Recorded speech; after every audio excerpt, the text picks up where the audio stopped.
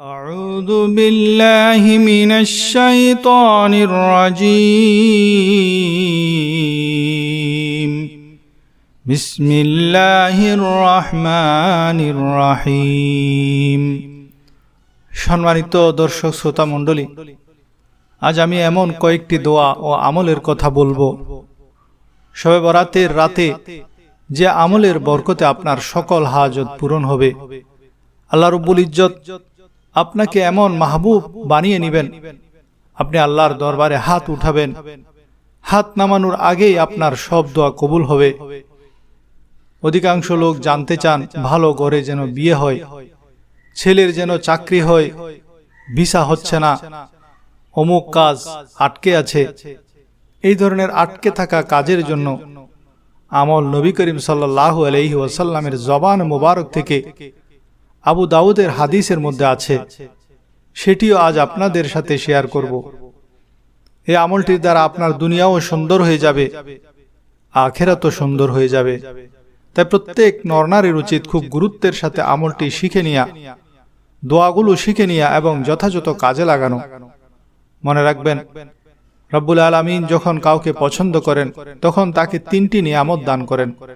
প্রথমত, আল্লাহ তাকে নিজের প্রিয়জন বানিয়ে নেন। দ্বিতীয়ত, তার দোয়াকে ফিরিয়ে দেন না। ইমাম বুখারী রাহমাতুল্লাহ আলাইহি বলেন, প্রত্যেক মুমিনের এই অবস্থায় থাকা উচিত যে যখন সে দোয়া করে তখন তার দোয়াকে তার রব যেন ফিরিয়ে না দেয়। মুমিনের মধ্যে এমন অনেক লোক আছেন যাদের চুল এলোমেলো, ধন দৌলত নাই, গরিবী হালত, যাদেরকে মানুষ অপছন্দ করেন, যাদেরকে দেখলে মানুষ দরজা বন্ধ করে দেয় যাতে সে ঘরে প্রবেশ করতে না পারে। কিন্তু এই ধরনের মুমিন যখন কসম খায়, আল্লাহ তার সে কসমকে পুরা করে দেন। একবার মদিনায় দুর্ভিক্ষ দেখা দিল, অনাবৃষ্টি দেখা দিল। মদিনার বড় বড় খানদানের লোকেরা, গণ্যমান্য লোকেরা মাঠে চলে আসলো। সকলে মিলে দোয়া করা আরম্ভ করলো, আল্লাহুম্মা আগিসনা, আল্লাহুম্মা আগিসনা। কিন্তু কোনো বৃষ্টির নাম গন্ধ নাই। তখন মদিনার এক জুতা মেরামতকারী মুচি, যাকে মানুষ খুবই নগণ্য মনে করে, যখন দেখল মদিনার সকল লোক বৃষ্টির জন্য প্রার্থনা করছে কিন্তু বৃষ্টি হচ্ছে না, তখন সেই মুচি তার দোকান বন্ধ করে ওযু করলেন, খুব ভালোভাবে ওযু করলেন। তাওয়াদ্দাআ ফাআহসানা ওযুআ ফাসাল্লা রাকাতাইন, আর 2 রাকাত নামাজ আদায় করলেন। তারপর তার 2টি দুর্বল হাত আসমানের দিকে উঠালেন।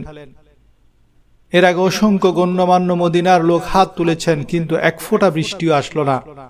কিন্তু যখন এই মুচি, যিনি আল্লাহর কাছে প্রিয়, তিনি যখন হাত তুলে কসম দিয়ে দোয়া করলেন, ইয়া রব্বি ইন্নী উকসিমু আলাইকা, হে আমার রব, আমি কসম করে বলছি মদিনার মুমিন মুসলমানদের জন্য বৃষ্টির খুবই প্রয়োজন। মুহাম্মদ বিন মুনকাদির রাহমাতুল্লাহ আলাইহি লিখেন, সেই মুচির হাত নিচে নামানোর আগেই আল্লাহ তাআলা মদিনায় বৃষ্টি শুরু করে দিলেন। সেজন্য আল্লাহ যার উপর রাজি হয়ে যান তার দোয়া কবুল করতে দেরি করেন না। শবে বরাতে আল্লাহ তাআলা সকলকে মাফ করে দিবেন, মুশরিক এবং হিংসুককে আল্লাহ তাআলা ক্ষমা করবেন না। তাই প্রথমে আমাদের উচিত খাঁটি অন্তরে তওবা করা, হিংসা বিদ্বেষ মন থেকে মুছে ফেলা। এরপর উত্তম রূপে ওযু করে যদি 2 রাকাত হাজতের নামাজ পড়ে দোয়া করেন, 2 চোখের পানি ছেড়ে দিয়ে আল্লাহর কাছে দোয়া করেন, দেখবেন আল্লাহ আপনার সকল গুনাহ মাফ করে দিবেন, সব হাজত পূরণ করে দিবেন, সব দোয়া কবুল করে নেবেন। এবার আসুন, যাদের কাজ আটকে যায় তাদের জন্য ওজিফাটি শিখে রাখুন। আবু দাউদ শরীফের হাদিস, নবী আলাইহিস সালাম ইরশাদ করেন, যে মুমিন সকাল সন্ধ্যায় 7 বার এই দোয়াটি পড়বে, আল্লাহ তাআলা তার সকল আটকে থাকা কাজ সমাধান করে দিবেন। আর সেই দোয়াটি হলো, হাসবিয়াল্লাহু লা ইলাহা ইল্লাহু আলাইহি তাওয়াক্কালতু ওয়া হুয়া রাব্বুল আরশিল আযীম। সকালে 7 বার, সন্ধ্যায় 7 বার এই দোয়াটি পড়তে হবে। আর আবু নাঈম এর রাওয়ায়াত, যে দারিদ্রতার ভয় করে তার জন্য আমল হলো, নবী করিম সাল্লাল্লাহু আলাইহি ওয়াসাল্লাম ইরশাদ করেন, যে এই দোয়াটি পড়বে তার 70টি মুসিবত দূর হবে। আর তার মধ্যে সবচেয়ে ছোট মুসিবত হলো দারিদ্রতা। আর সেই দোয়াটি হলো, লা হাওলা ওয়ালা কুওয়াতা ইল্লা বিল্লাহ, লা মালজা ওয়ালা মানজা ইলাল্লাহি ইল্লা ইলাইক, লা হাওলা ওয়ালা কুওয়াতা ইল্লা বিল্লাহ, লা মালজাআ ওয়ালা মানজাআ ইলাল্লাহি ইল্লা ইলাইক। এই দোয়াটি বেশি বেশি পড়তে থাকুন, বিশেষ করে শবে বরাতের রাতে বেশি বেশি এই দোয়াটি পড়বেন। 70টি বড় বড় মুসিবত এবং দারিদ্রতা দূর হয়ে যাবে ইনশাআল্লাহ। শবে বরাতে ইসমে আজম দিয়ে দোয়া করবেন।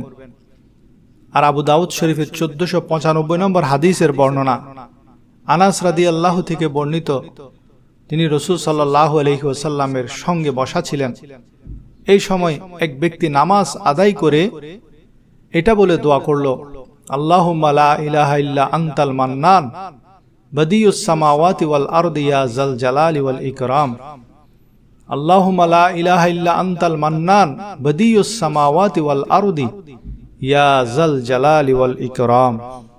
নবী আলাইহিস সালাম বলেন, এই ব্যক্তি ইসমে আজম দ্বারা দোয়া করেছে, যে নামে ডাকলে আল্লাহ তাআলা সাড়া দেন এবং যে নামে তার কাছে চাওয়া হলে তিনি তা দান করেন।